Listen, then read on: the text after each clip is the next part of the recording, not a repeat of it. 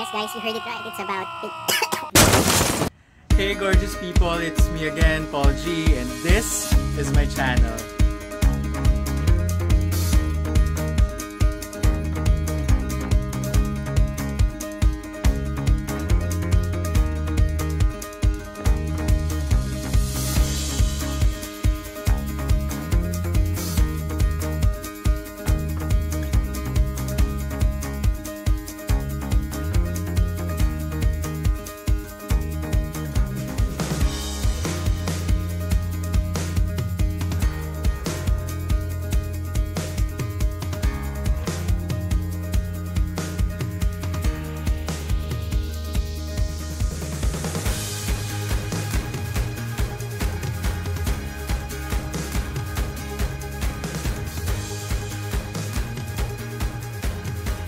Hey guys, I'm back with another video. And this time, we're going back to the basics and magkakwentuhan tayo. Although, magre-review pa rin tayo, but it will not be about food. It's about something that I personally like, which is BL Series.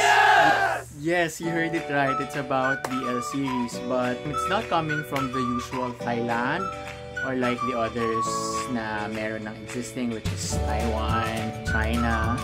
We are going to review BL series from the Philippines. Yes, it's our very own BL series.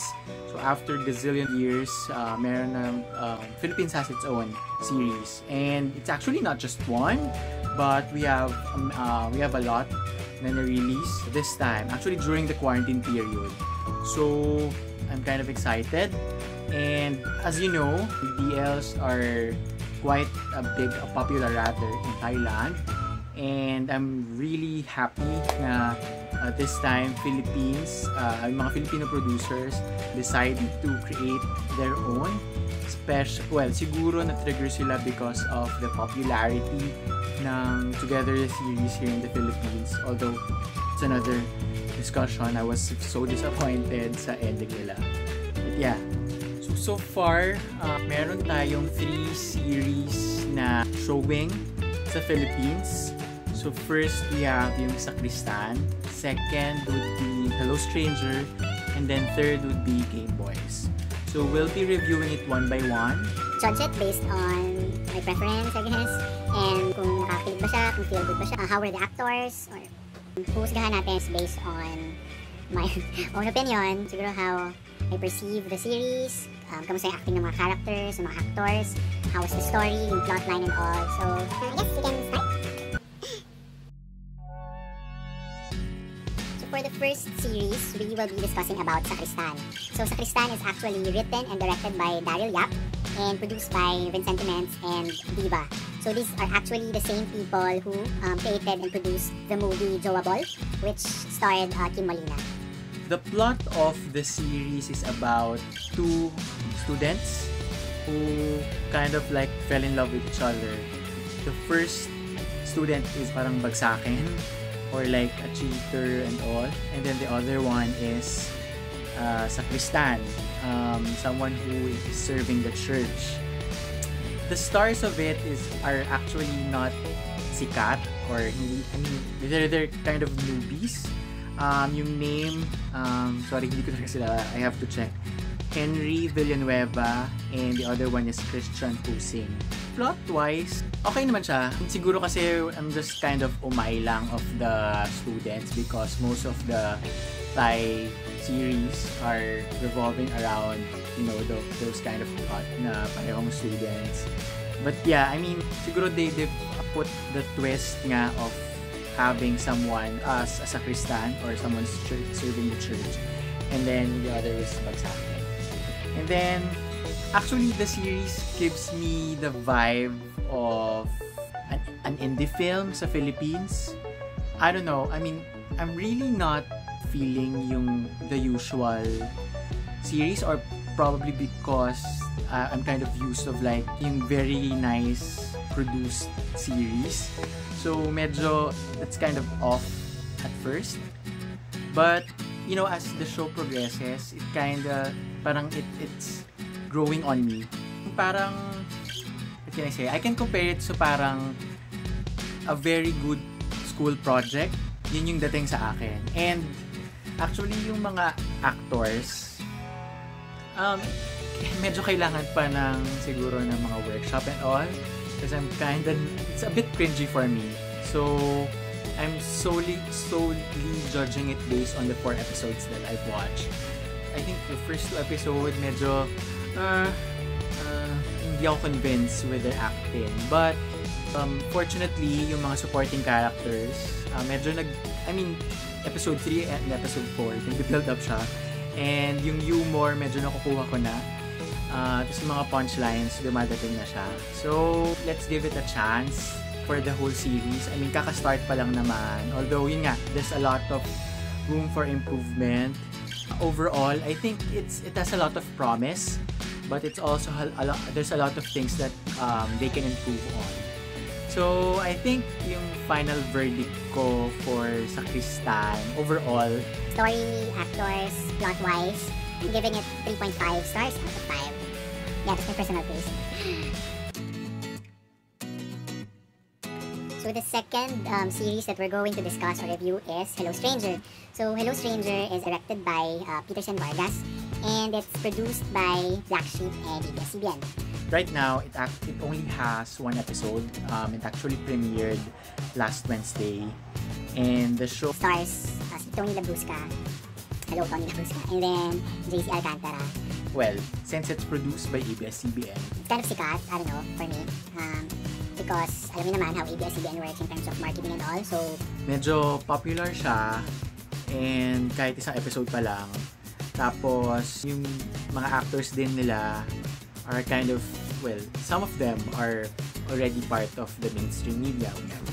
Si Tony, and then yung mga supporting characters, I think some of them are parang star magic artists. So, yon.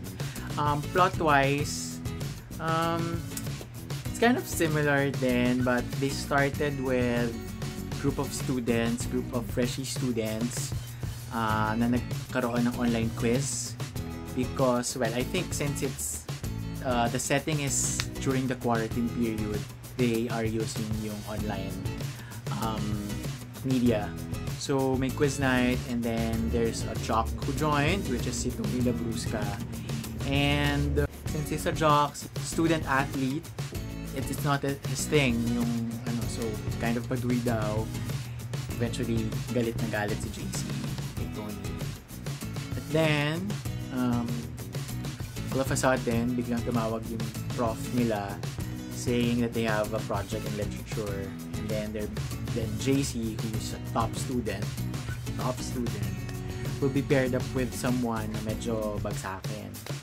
So, surprisingly, kahit hindi naman, he was paired to Tony, which is yung student athlete.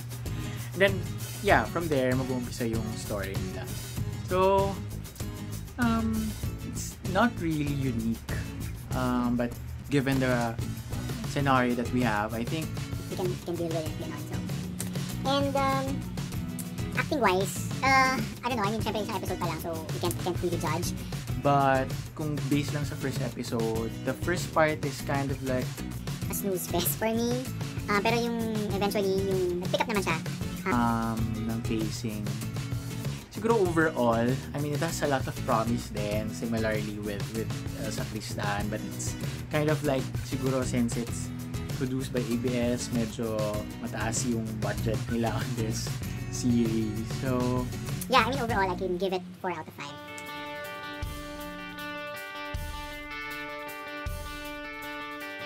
So last but definitely not the least na series na i-review natin or i-discuss is about Gameboys. So Gameboys is actually produced by the Idea First Company. This is actually the same production house that created yung Die Beautiful ni Paolo Ballesteros and yung dalawang Mrs. Reyes. It's directed by Ivan Andrew Payawal, and the show stars si Kokoy de Guzman and Elijah Canlas. So, at the moment, it has 4 episodes, and actually, this is kind of surprising, but this BL series set the bar high for all the series that we have. They were actually the first one who I'm not sure if they were or Sakristan, but this show actually made waves, not just in the Philippines but internationally. And I must say that every episode, sobrang ganda niya. Kompleto strikado siya. Like, it has kilig, it has suspense, it has funny moments, you'll also cry. I mean, all episodes. I'm not kidding. Like, episodes 1, 2, 3, 4, lahat yun, mafe-feel mo. So, super ganda. Tapos, the plot of it is actually very unique kasi during the time na nilabas siya, they suited it based on the current situation that we are in, which is yung quarantine. So, ganun yung setting niya, and then it started with actually a person who's doing live stream while playing, and then may fan na nag-message sa kanya na tumalo sa kanya eventually. So, actually yung gamer would be si Elijah, and then the fan is si Kokoy. So, from there, mag-start yung story nila. And yun nga, I mean, because it revolves around quarantine period, it's kind of unique kasi very online yung nila, yung interaction. And yun nga, kahit online, hindi nawawala yung kilig. Even though it's online, you can still feel yung connection between the two characters. And I must also commend yung mga supporting. They're spot on, pakagaling. I can see the other actors, parang they stand the girl there, yung naging ally, and then supporter ng dalawa. I must comment, yung mga cliffhangers, it's parang the feel that I had when I watching How to Get Away with Murder is similar with the feeling I had nung nanonood ako, parang papakamura ka and all. So it's definitely worth watching.